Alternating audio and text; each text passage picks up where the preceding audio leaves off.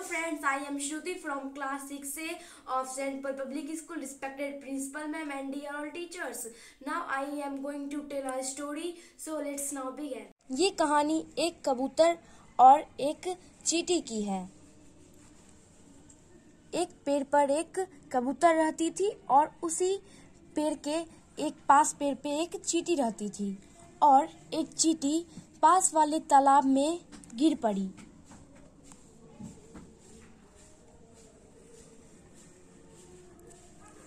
फिर एक कबूतर ने उसे गिरते हुए देख लिया।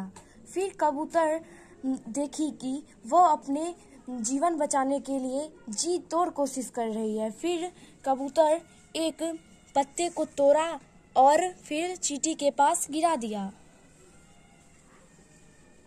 और फिर चींटी देख के बहुत खुश हो गई और चींटी झट से पत्ते पर चढ़ गई और चींटी सोचने लगी कि मैं कैसे उस पार जाऊं, मैं तो बहुत थक गई हूं। फिर चींटी ने बहुत धीरे धीरे जाके उस पार पहुंच ही गई। लास्ट में फिर वह नीचे उतरी और फिर पेड़ के पास चल दी। अपने पेड़ के पास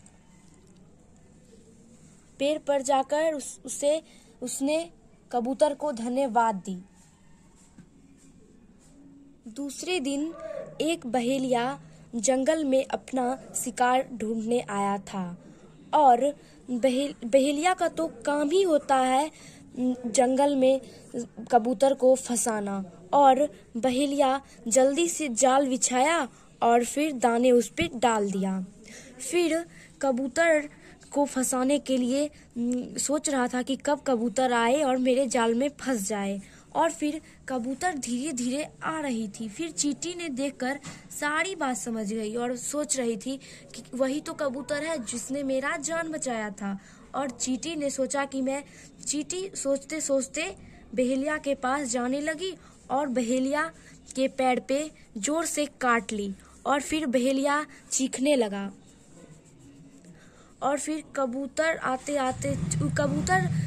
चीख सुन के समझ गई कि किस तरफ से आवाज आ रही है। फिर कबूतर भी सारी बात समझ गई और फिर कबूतर अब इधर घूम के अपने दिशा में जाने लगी और चींटी अपने दिशा में जाने लगी। धन्यवाद। इस कहानी से हमें यह सीख मिलती है कि कर भला तो हो भला।